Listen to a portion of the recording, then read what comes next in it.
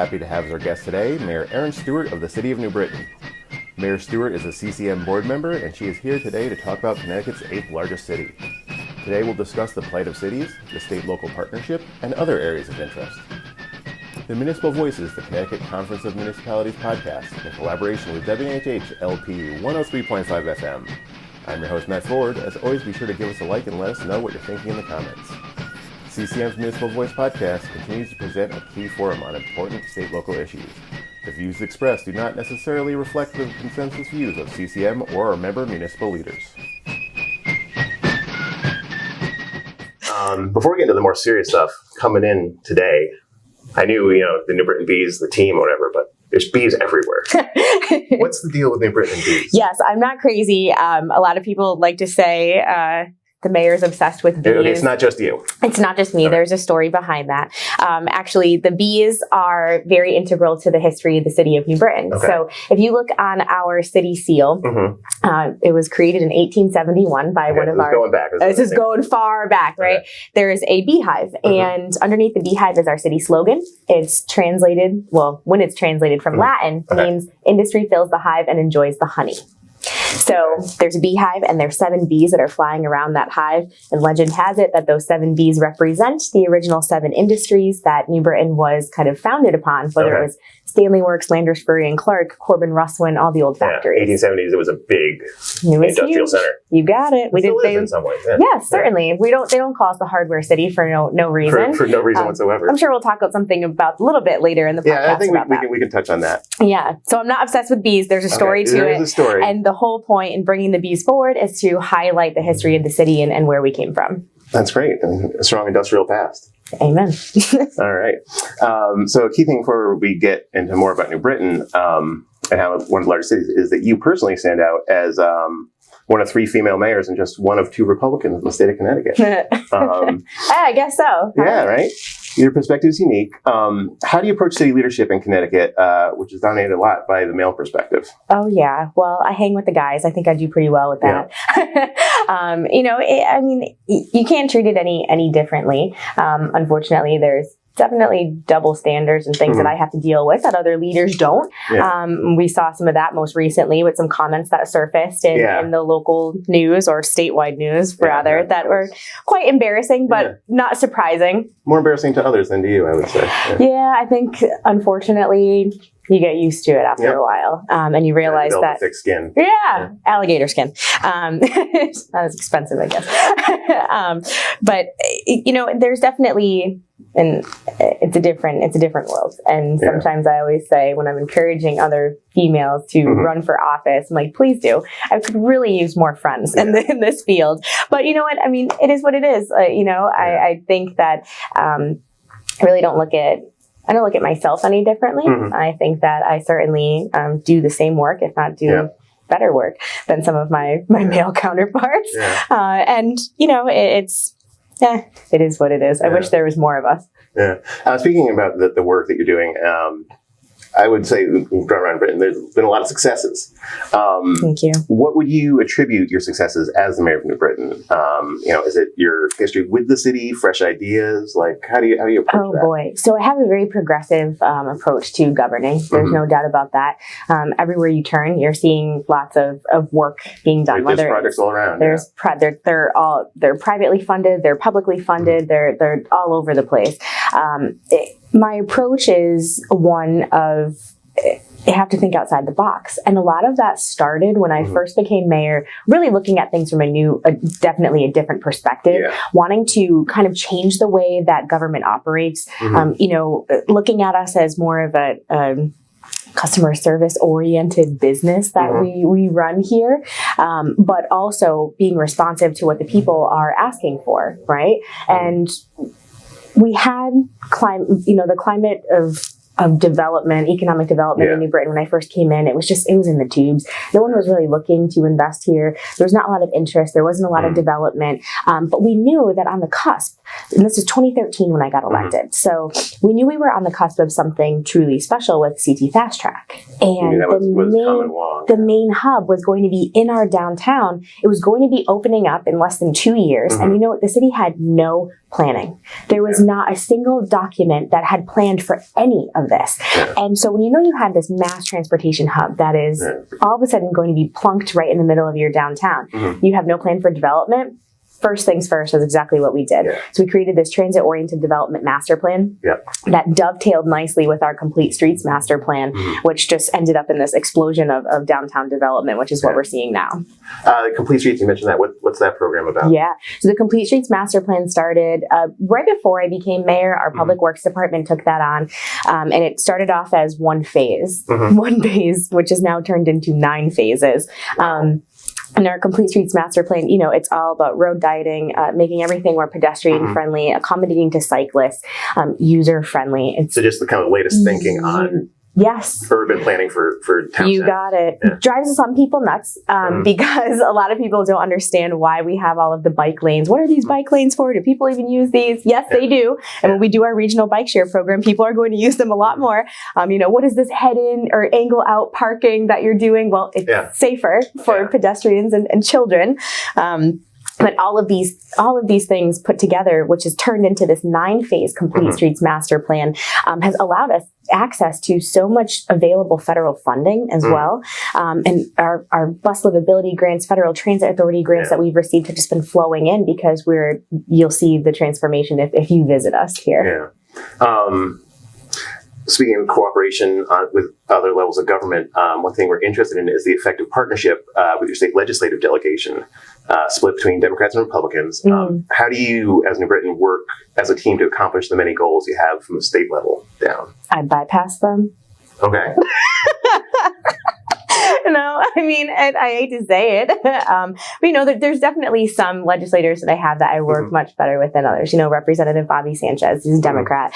We work very well together on education issues. Senator Gennaro Bizzarro, he's new. This was his first session, so he was getting his feet wet this year, but we worked together and on many different things. Representative Pettit, he has a little tiny sliver of New Britain, but he is always there when I need him to be an advocate. So one of the most important things, though, I think, is just communication. Even if we're not working together per se, always keeping everyone in the loop. And that's always what I try to do is, just send an email or a memo every once in a while, hey, New Britain legislative team, I'm working on X, Y, and Z, just want to give you a heads up. Or I'll be meeting with this commissioner, or I'll be in the governor's office about this. Just wanted to give you a heads up. Transparency. You got it. And you know what? When everyone is in the know, that makes for much more effective leadership because they can't say, oh, geez, I didn't know about that. So every year, I try to provide my legislative delegation, and I do, with a legislative memo. Here's my top 5 or top 10 issues that are of importance. What we're focusing on this year. Yep. Here's what our focus is this year.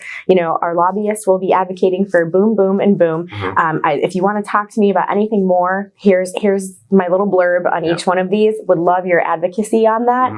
Let me know if you want to champion anything. That sounds great. It's effective. It works because they can either, they can read it and throw it away, or they can read it and do something with it. It's up to them. But I'm going to keep pushing forth with my agenda, with or without them. That's the way to go. Yeah, well, that's the way you have to do you have to get things done. So, talking about getting things done, a big example of a state-local partnership is the fuel cell data center complex that is planned for the Stanley Black & Decker site. Yes. And for those who don't know at home, Stanley had reduced its footprint. They didn't leave, but they shrunk some of their facilities. And for years, that one section, it's sat dormant. Oh, yes. And now you got a fuel cell data center project coming in. Seems like a great fit. Can you tell us about the project and what it was like to see it all come together? Oh boy. So this is the fuel cell. We're calling it Energy and Innovation Park. Okay. Some people are calling it the New Britain Data Center. Energy and Innovation Park is its name. Is the official title. EIP LLC, that's the LLC. So this is a $1 billion development project designed. That was with a B in there? That was with a B. Okay. 1 billion. It's designed to transform portion of the iconic Stanley Black & Decker original facilities on Myrtle Street into a high-performance computing and data center campus. That campus will be served by clean, reliable fuel cell power to serve the IT needs, obviously, of the 21st century economy that we're living in. So what we kicked off just last week or 2 weeks ago was phase 1. And phase 1 is bringing in 20 megawatt fuel cell 20 megawatts of fuel cell power into the first identified building. Now that's a green technology, the fuel cell stuff. Right? Absolutely is. All green technology, and they're actually made in Connecticut, so they're Doosan fuel cells. So local. Yeah. Doosan fuel cells. Doosan fuel cells. So they're made in South Windsor. So we're very excited to have that Connecticut connection here. But this Energy and Innovation Park project has been, oh boy, it's probably been about 10 years in the making. Okay. The conversations for this started when my father was actually mayor of New Britain at the time. And so we picked them back up when I became mayor. And I have to admit, it's definitely some high level stuff. Yeah. Okay. If you're not a total, data center, geeky nerd, you're not, it took me a while. What it is, just over, All I know is I said to them, I'm like, you guys just got to tell me the basics. What is it that I need to know? And what describe this to me? Yeah. And they said, okay, Mayor, well, think about it this way. Every time you pick up your phone and you text, you're texting, your data has to go somewhere, right? It's got to go through the cloud somewhere, right? And it gets stored somewhere. The cloud will live in New Britain. And that's what this project is. So it will be the only one of its kind in the entire world. In the entire world to have a 20 megawatt fuel cell farm, if you will, indoors. Indoors to accommodate our climate, really. Okay. But it's larger than what you'll see in Silicon Valley. It's the only place that you'll even be able to go to find something even somewhat comparable to it is Japan, China. Okay. But it is extremely exciting for us because it truly is an adaptive reuse of these old Stanley Works buildings that were built oh my God, they were built so structurally sound because they were built prior to the World Wars. Things, so they're not going anywhere. Not going anywhere. And that was a big driving selling point for wanting to put this equipment in here because they were built World War II era, right? So they're solid, reinforcement. It doesn't need to be the hippest, coolest design because the data computer doesn't care. And as long as it's dry and safe and secure. And right, exactly. And when you talk about, remediation and brownfields and things like that, we also don't care about that because it's just the computing equipment that will be housed in the buildings. It's not necessarily offices, bodies, people that are in there. Showering in the water and so on and so forth. Yeah. So it really is a unique reuse for these properties. Now that bringing in the fuel cells and the high performance data center is phases 1 and 2. There's 4 phases to this and it's going to last almost between 18 and 20 years and to do all 4 phases. So over that period of time, it's just the city of New Britain is going to undergo such a transformation because of this. But if you drive by it now, it's funny because I have people that ask me all the time, well, where is this? You're talking about hundreds of jobs and $1 billion worth of development. And every time I drive by, it still looks the same. Well, it's going to because you're going to have all this equipment that's inside of those buildings. Yeah. You're not necessarily going to see that from the outside until you get to the later phases. But the amount of jobs that will be created, over 400 direct and indirect jobs in just phase 1. Okay, that's construction. That's all the construction, all of the people that will be coming in to make sure that the fuel cells are put in correctly, they're assembled correctly. The construction jobs, there will be a ton of security on site. It's just so 400 direct and indirect jobs in this first phase. When all is said and done, they're estimating about 3,000 jobs altogether, and that takes on a life of its own in and of itself. And that will be in phase 3, 4. There was part of the old Stanley Works buildings were demolished. Okay. So some of the original buildings were taken down a couple of years ago. They caught a lot of heat because a lot of the people from the historic community wanted these historic buildings rehabbed. They wanted it turned into the housing or the brew pubs and things that we're seeing. But with how dirty the buildings were, the brownfield. It would be virtually impossible to do something like that here. Yeah. So the buildings were torn down, and they were capped. So phases 3 and 4 would put the office space on top of that clean capped site. And that was where a lot of our full-time permanent jobs will come in. So the data center can come in before that, the fuel cell, then eventually the offices come in when you got it. Everything else has been brought up to. Absolutely.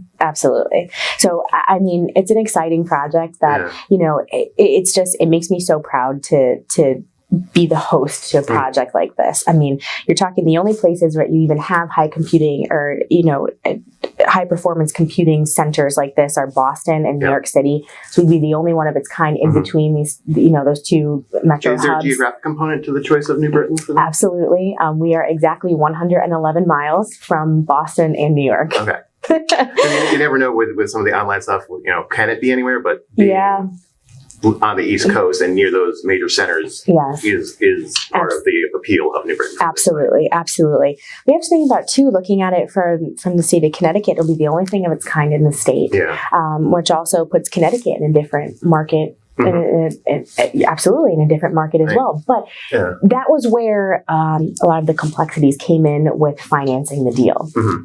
So when you are competing with states like Virginia, South Carolina, Georgia, and we all know what they're basically pay nothing. Yeah, their cost of living, they basically pay nothing for taxes. How does Connecticut compete with that? And so it took a lot of partners to come to the table in order to make this deal a reality. So you'll see that there's not only did state DECD have a big hand to play in this. I mean, Pura, Deep, Connecticut Innovations, everyone had to come together and really provide all of the resources that we could in order to make the deal a reality to remain competitive cost-wise with the other states that were trying to take this from us. Same thing.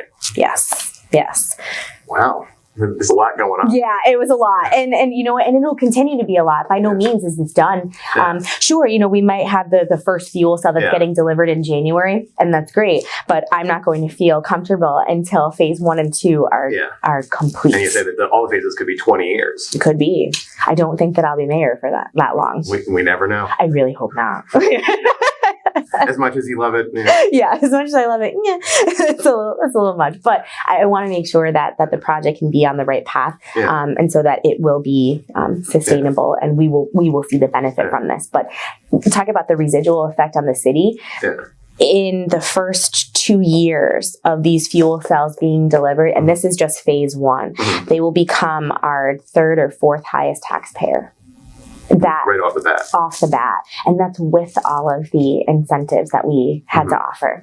And so, it's a game changer for our city. I mean, it sounds like it could be an example for other towns in Connecticut because, I don't think New Britain's alone in having had like a proud, strong industrial sort of past that has gone down a little bit. But switching over to something like the information kind of economy, is like an important thing for what's going on in the future because it doesn't seem like some of the manufacturing is going to be coming back in a large way. No, the manufacturing that we see now, for the most part in New Britain, is all aerospace manufacturing. More specialized. Yep, very specialized. Yes, higher tech. Less employees. I mean, if you see an aerospace manufacturer, they maybe have 30 to 35 employees as opposed to 100 and 130 in previous years.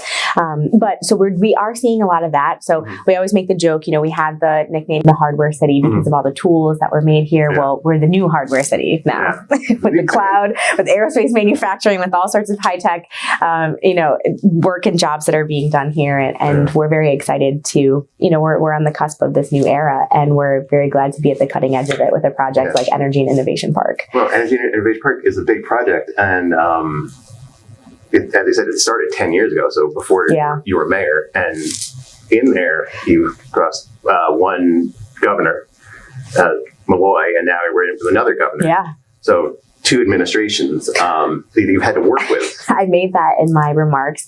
So when we had the construction kickoff for this, I did say that in my remarks. I said it's very rare that you find a project that lasts the span of 2 governors or that has the support of both as well. Yeah. And I think that speaks volumes to how great of a project that this is, that everyone was able to come together and realize the benefit to, again, it's real easy for everyone to sign on. Yes. Yeah. So just as supportive as Governor Malloy was of it, Governor Lamont is just as supportive of it as well. Early in his administration, he's shown support for projects like this. It was my first phone call to him. And I said, Governor, I'm just putting this on your radar because you need to know about it. And I'm really going to need your support on this as well. You are listening to the Municipal Voice on WNHH LP 103.5 FM. So it sounds like you have a good relationship going with the right people to get projects done around here. What kind of advice do you have for other local leaders, towards fostering those good relationships? Developing relationships is what it's all about. And, a lot of times it's as simple as just calling and requesting a meeting. I do that often, Just, hey, let's sit down and talk. Yeah, I just want to have a conversation with you about things that are going on in my community. I've done that with numerous commissioners, and just so many people, whether it's the meeting with the Green Banker. Just a couple weeks ago, I had a meeting with Commissioner Katie Dykes from DEEP. Just a general, here's what's happening in my town update, and some things that we're working with DEEP on that I'd like you to be aware of. And again, the more information, the better. Sure, we have a lot of the state, our assigned state employees that are working on all these different projects for us. But from an executive perspective, just making sure that people are on the same page, and FaceTime is always good too. Sure, you can send an email. I think a lot of times we get so caught up in it's just the easiest to send an email to someone, but being able to sit down face to face and chat with someone does so much more. With developing it's easy to send an email, but it's easy to delete that email too. Yeah, or forget about it, or just I don't really know it. Or but when you're sitting down and having that one-on-one conversation with someone, I think it goes a lot further. And you have the ability to make an impression, and so that when New Britain comes across their desk for something, they're going to think, oh, you know what? Let me give Erin a call about that. I remember that conversation we had. And I was pushing, they were excited about this particular project, and it sounded great. Yeah. And it's probably one of the reasons why my schedule is always as crazy as it is, because I'm always trying to take as much FaceTime meetings as I can with everyone in order to help push projects along and get things done. Sounds like it's an important part of the job. It is, very much so. So you've talked a little bit about some of the challenges in getting the innovation park to come in and the round stuff. What other sort of challenges are there for post-industrial sort of cities like yours, and other what kind of advice would you have? Yeah, it's always brownfields, right? Yeah. I mean, every it's a big part of the legacy of our industrial past. Every project that we have, every building, no matter what it is that you try to build, you know that there's probably something in the soil or underground when you're gonna have to deal with. You dig 3 inches down, and we're finding something that we don't want. From the, century. I look at Columbus Commons, which is a good example. Columbus Commons is a mixed-use housing retail development. It's about a $58 million project with about 80 plus units of housing. This is the new project? New project, yep. It'll be opening up in January. So phase 1 is... This one we saw over by the highway? Or? Yes. Okay. Yep. That project... the catalyst for that, it's transit-oriented development, right? And it was part of our transit-oriented development master plan because of CT Fast Track. It's a success story with our master plan for development. However, that was on the site of our old police station. And the old police station was built in, let's say the late 1960s. So you wouldn't think that long ago. It's not really that long ago. How could it be so dirty? Well, we got down maybe 3 feet and found the foundations of the old Stanley Works properties that ran along the rail line from the early 1900s. So that project in and of itself cost millions of dollars just to remediate the soil and to get everything up out of the ground in order to make that a reality. I think brownfields is hands down one of the most difficult things that any old industrial community faces. Yeah. And we're really grateful for the money that's been made available by the state government, although we know that, we're on a debt diet now. They're not issuing a lot of those brownfield bonds dollars like they had in the past. So we're all competing for the federal money now. And, it's tough when you've got your top, 9, 10 cities in the state that are all going after the same money. And so you kind of pits you against one another. So you really have to, it's difficult because, there are incredible projects that could be used with brownfield remediation money in Norwich or New London and Hartford and Waterbury and Torrington. But, I've got to make sure that it's my job to advocate. So I want to make sure that mine are the best. But I do think that is the one biggest hurdle that our cities have when trying to create new development, because let's look at the city of New Britain. We're 98% developed. anything that I do here is inevitably taking down an old building. Right. Pre-existing. And brownfield money will always have to exist if I want to see any type of new development. But cleaning up is good, so. No, yes, absolutely is. New business coming in is a byproduct, is it clean stuff up? Yes, but I will say though, if we didn't have access to those brownfield dollars, there's no way we would be able to afford it. Wouldn't be feasible. Convince a business to pony that up on their own. And the city wouldn't be able to pony it up either. I mean, we have our financial problems like every community does. To be able to dole out $6 million, at a clip to renovate and remediate a site is just not realistic. Beyond the brownfields thing, you mentioned earlier that you were the hardware city. Now you're the what do you call it? The new hardware city. But a lot of that new hardware, making it requires a more educated workforce. Do you see education as a component for these new industries coming in? Absolutely. It has to be a skilled workforce. I know that in the Hartford region, we do have a very highly skilled workforce, but in our urban areas, there's always more that we can do to give our young people the opportunity to get into these areas. The trade schools and stuff. Absolutely. Like that. New Britain's home to E.C. Goodwin Technical High School, which is very unique to have that tech high school here in the city. But they are pumping out graduates that are well trained in manufacturing and for these industries. Relevant now. We also just started the Manufacturing Technology Academy at New Britain High School, which partners with a lot of our local manufacturers, and we are teaching to their needs. So it's not just here's a general technique. There's companies in New Britain right now that are looking for people that can do. We are creating our own pipeline for employment to be able to employ our own. Keep people living in town. Yes, we need that, right? We want to keep those young people. Yes, we want to keep younger people living in town, working here, buying homes here, supporting our local economy. So we're creating our own program. One unique story that I always like to tell is about a local manufacturer that we have. It's called Peter Paul Electronics, and Peter Paul. They not only do they have a plant here, but they have a plant in Puerto Rico as well. And Peter Paul created their own academy. So they have Peter Paul Academy. And they will hire people with no training at all and put them through their own academy where they teach them the skills that they need in order to be. That's a great program. It's incredible that they have the resources to be able to do that. Now, not every manufacturer has the ability to do that, but this happened years ago, and they worked really closely at the time with our federal delegation in order to get dollars to make that happen. And it's been an incredible resource for them. So it's years ago. So it's a fully developed program now, like people who have gone through it and are already working. And they've been with the company for many years. So it's a great way to retain your talent as well too. That's amazing. So at CCM, you're on the board, so you know about this. We're working on a new initiative aimed at tackling homelessness in Connecticut, which is something that you focus on in your time as mayor.